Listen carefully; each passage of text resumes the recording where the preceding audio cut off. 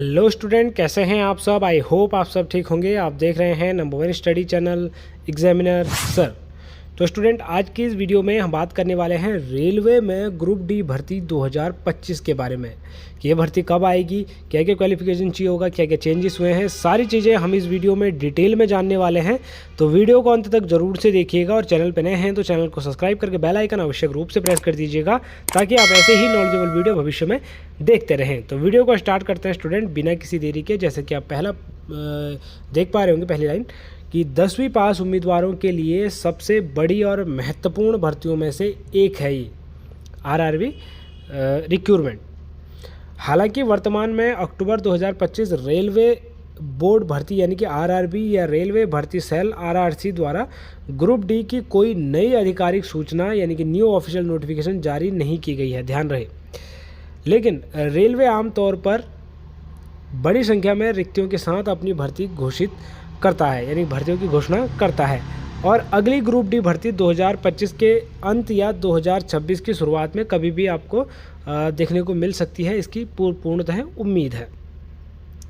अब हम बात करते हैं स्टूडेंट, इतना तो हमने जान लिया कि ग्रुप डी की भर्ती जो है कि आनी है, चाहे इस साल लास्ट तक आए या फिर जनवरी फरवरी या मार्च तक आपको भर्ती देखने को मिल सकती है।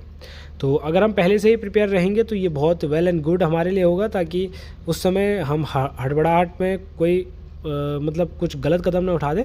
तो सारे डॉक्यूमेंट वगैरह पहले ही क्लियर रहेंगे, सब कुछ हमें पता रहेगा, तो वेल एंड गुड रहेगा। तो वीडियो को अंत तक जरूर से देखिएगा। पहला जो पॉइंट है वो है रेलवे ग्रुप डी भर्ती पद और कार्य क्षेत्र यानी कि पोस्ट एंड जॉब प्रोफाइल क्या रहने वाली है। तो ग्रुप डी भर्ती रेलवे के विभिन्न विभाग और जोन में निचले स्तर के तकनीकी और गैर तकनीकी पदों को भरने के लिए ये भर्ती जो है कि की जाती है। इन पदों पर पे लेवल 1 के तहत जो है कि काम कराया जाता है या रखा जाता है। तो पे लेवल 1 की सैलरी आपको इसमें मिलती है। वो सैलरी कितनी होती है आगे हम इस वीडियो में जानने वाले हैं। तो मुख्य पद जो ग्रुप डी के तहत आते हैं, अब हम क्या जानेंगे, मुख्य पद जो ग्रुप डी के तहत आते हैं। तो पहला पद है ट्रक मेंटेनर ग्रेड। तो ये चौथे ग्रेड की जो है कि जॉब है। सबसे सामान्य पद है, इसका काम जो है कि सेल पटरियों यानी कि रेलवे ट्रैक्स का रखरखाव और मरम्मत करना होता है, ध्यान रहे। अब है असिस्टेंट पॉइंट्समैन। स्टेशन पर ट्रेन के मूवमेंट के लिए जो है कि पॉइंट्स को नियंत्रित करने वाले सिग्नलिंग और ऑपरेटिंग विभाग में काम करना, तो ये इसका प्रमुख कार्य होता है। अब जो थर्ड नंबर की पोस्ट है वो है हेल्पर या असिस्टेंट। तो विभिन्न इंजीनियरिंग या इलेक्ट्रॉनिकल, मैकेनिकल या फिर सिग्नलिंग और टेलीकॉम विभागों में जो है कि तकनीशियनों यानी कि जो टेक्नीशियन होते हैं उनकी सहायता करने के लिए हेल्पर चाहिए होते हैं। तो ये उन हेल्परों की वैकेंसी होती है। अब है वर्कशॉप असिस्टेंट यानी कि जो वर्कशॉप है यानी कि रेलवे वर्कशॉप में रखरखाव और मरम्मत कार्यों में सहायता करने वाले लोग। तो वर्कशॉप असिस्टेंट की भी जॉब निकलती है। अब जो अगली पोस्ट निकलती है वो है हॉस्पिटल असिस्टेंट यानी कि जो हॉस्पिटल रहते हैं रेलवे अस्पतालों में, तो वार्ड बॉय या फिर आया जो अटेंडेंट होते हैं उनके रूप में यहाँ पे भर्ती निकलती है, सहायक के रूप में। तो शैक्षिक योग्यता अब हम जानेंगे इतने सारे पदों के लिए क्या शैक्षिक योग्यता रहती है। वैसे तो अलग अलग रहती है बट ज़्यादा डिफरेंट नहीं रहता। बट तो आयु सीमा और एलिजिबिलिटी, तो पिछली भर्तियों और संभावित नियमों के आधार पर जो है कि योग्यता और आयु सीमा आपकी जो रहती है वो रहती है उम्मीदवार को किसी भी मान्यता प्राप्त बोर्ड से 10वीं कक्षा यानी कि मैट्रिकुलेशन पास होना चाहिए। जी हाँ गाइज, आप अगर 10th पास हैं तो आप इसके लिए अप्लाई कर पाएंगे। 10th पास जॉब ये रहने वाली है, ध्यान रहे। 10th पास अगर आप हैं तो आप इजीली इस जॉब के लिए अप्लाई कर पाएंगे और काफ़ी अच्छी पोस्टें ये रहती है। ऐसा नहीं है कि रेलवे में अगर आप भर्ती हो जाते हैं तो वही काफ़ी अच्छा करियर ऑप्शन आपका रहता है। अब है या तो आप 10वीं पास हों या अथवा में यहाँ पे क्या दिया गया है, या राष्ट्रीय परिशुद्धता प्रमाण पत्र यानी कि नेशनल अप्रेंटिसशिप सर्टिफिकेट आपके पास होना चाहिए यानी कि NAC भी जिसे कहते हैं धारक हो, जो 10वीं पास के बाद रेलवे द्वारा प्रदान किया जाता है। 10वीं पास के बाद जो रेलवे द्वारा प्रदान किया जाता है ये है आपके पास, या फिर आप 10वीं पास है तब भी आप अप्लाई कर सकते हैं। और यहाँ पे दिया गया है कि कुछ विशेष तकनीकी पदों के लिए जो है कि 10वीं के साथ जो है कि ITI भी मांगा जाता है। 10वीं तो आप मांगा जाता है, लेकिन कुछ विशेष पद ऐसे हैं कि जिनके साथ ITI भी मांगा जाता है। तो ITI का प्रमाण पत्र अगर आपके पास है तो आप डायरेक्ट ज्वाइनिंग आपकी हो जाती है। अब बात करते हैं आयु सीमा। इतना आपने जान लिया। अब एज लिमिट भी जानना आवश्यक है। तो न्यूनतम 18 वर्ष इसमें एज लिमिट रहती है। अगर 18 वर्ष के आप हैं तो आप इसके लिए अप्लाई कर पाएंगे, और अधिकतम उम्र 33 साल तक इसमें रखी गई है। बाकी अनारक्षित वर्ग के लिए ये 33 साल रहने वाली है।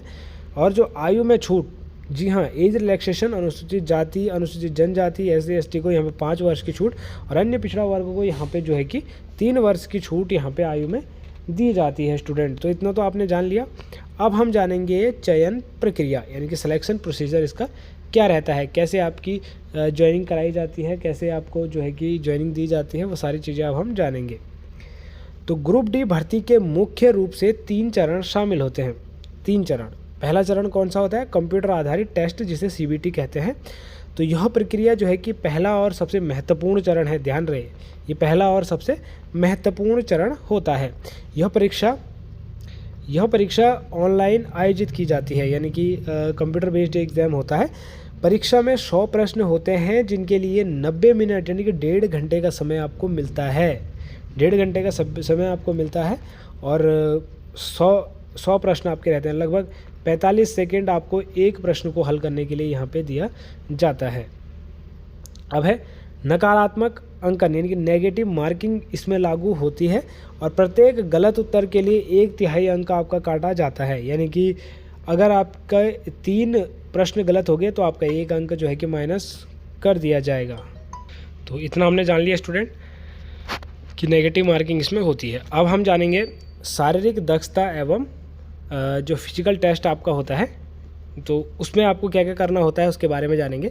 तो CBT अगर आप पास करते हैं, यानी कि कंप्यूटर बेस्ड एग्ज़ाम, तो उसके बाद जो है कि आपको PET के लिए बुलाया जाता है। ये सेकंड फेज़ होता है। ये केवल क्वालिफाइंग होता है, इसके नंबर आपके जो है कि मेरिट में नहीं जुड़ते हैं, ध्यान रहे। तो अब हम आपको बताएंगे कि दौड़ कितना होता है, कितनी आपको रेसिंग करनी होती है, वेट कितना चाहिए होता है, वज़न कितना उठाना पड़ता है, सारी चीज़ें हम जानेंगे। तो सबसे पहले बात करते हैं पुरुष अभ्यर्थियों के लिए। तो 100 मीटर की दौड़ जो कराई जाती है पुरुष अभ्यर्थियों के लिए, वो कराई जाती है 15 सेकंड में आपको समय दिया जाता है 100 मीटर की दौड़ के लिए, और 1000 मीटर की दौड़ के लिए 4 मिनट और 15 सेकंड आपको दिए जाते हैं। इतने टाइम में आपने अपनी रेस पूरी करनी है, जो कि एक बहुत ही अच्छा समय है। एवरेज अगर देखा जाए आर्मी के मुकाबले तो बहुत ही अच्छा समय आपको यहाँ पे दिया जा रहा है। बाकी 35 किलोग्राम आपको वज़न उठाकर 100 मीटर या 2 मिनट में बिना नीचे रखे जो है कि जाना है आपने 2 मिनट में ना, और 100 मीटर तक आपको चलना है। ध्यान रहे, 35 किलो वज़न उठा के। अब है महिला उम्मीदवारों की बारी। तो महिला उम्मीदवारों के लिए 100 मीटर दौड़ के लिए आपको 20 सेकंड दिए जाते हैं, और 1000 मीटर दौड़ के लिए आपको जो है कि 5 मिनट 40 सेकंड में आपको जो है कि 1000 मीटर दौड़ अपनी कंप्लीट करनी होती है, रेस कंप्लीट करनी होती है। और 20 किलोग्राम वज़न को उठाकर आपने 100 मीटर तक 2 मिनट में आपको बिना नीचे रखे जो है कि जाना होता है। 2 मिनट बिना नीचे रखे 20 किलो वज़न। तो ये है आपकी PET, यानी कि शारीरिक दक्षता। अब है थर्ड फेज़, जो कि है दस्तावेज सत्यापन और मेडिकल टेस्ट।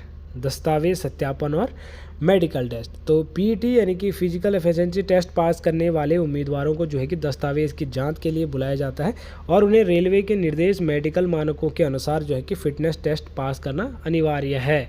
अगर आप फिटनेस टेस्ट पास कर देते हैं तो समझिए कि आपका सिलेक्शन हो गया है, ध्यान रहे।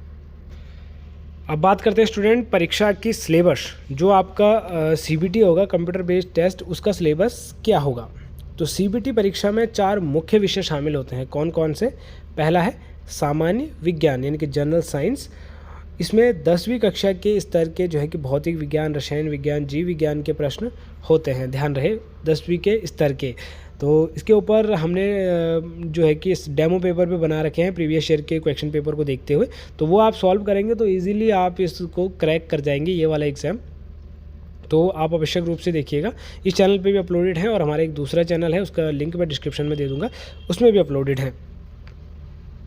आगे है, अगला जो पूछा जाता है वो पूछा जाता है गणित यानी मैथमेटिक्स से। इसमें जो है कि संख्या प्रणाली और दशमलव, भिन्न प्रतिशत, क्षेत्र मिति, समय, दूरी, सरल और चक्रवृद्धि ब्याज, लाभ हानि और यहाँ पे बीज गणित, ज्यामिति आदि शामिल होते हैं, यानी कि यहाँ से इसमें प्रश्न पूछे जाते हैं। थर्ड है सामान्य बुद्धि और तर्क शक्ति, यानी कि जनरल इंटेलिजेंस एंड रीजनिंग से क्वेश्चन। इसमें जो है कि सदृश्यता, कोडिंग, डिकोडिंग और यहाँ पे वन और श्रृंखला संबंध, निर्णय, डेटा, ये सारी चीज़ें इसमें पूछी जाती है। उसके बाद आता है सामान्य जागरूकता और करंट अफेयर्स।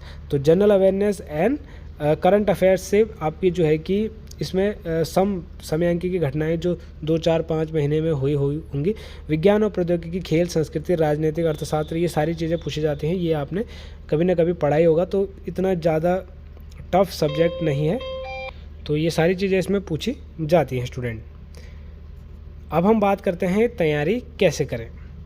तैयारी कैसे करें, क्योंकि अधिसूचना जल्द ही आने की उम्मीद है, तो आपको अभी से जो है कि अपनी तैयारी में तैयारी शुरू कर देनी चाहिए। गणित, तर्क शक्ति और ये सामान्य विज्ञान, रीजनिंग वगैरह पे आपको ज़्यादा ध्यान देने की ज़रूरत है, क्योंकि ये थोड़ा टफ इसमें पूछा जाता है, क्योंकि जो है कि स्कोरिंग विषय है। साथ ही अपनी शारीरिक दक्षता जैसे दौड़, वज़न उठाना, इनको भी आप नियमित तौर पे दोहराते रहें और तैयारी करते रहें। तो ये थे स्टूडेंट आप ये रेलवे रिक्रूटमेंट के लिए गाइडलाइन। बाकी जानकारी अच्छी लगी हो तो चैनल को सब्सक्राइब करके बेल आइकन आवश्यक रूप से प्रेस कर दीजिएगा और वीडियो को लाइक करना ना भूलिएगा। तो मिलते हैं स्टूडेंट एक और नई नॉलेजेबल वीडियो में एक और नई इन्फॉर्मेशन के साथ। किसी भी चीज़ में अगर आपको डाउट हो तो आप मुझे कमेंट बॉक्स में पूछ सकते हैं। तो तब तक के लिए बाय बाय, टेक केयर।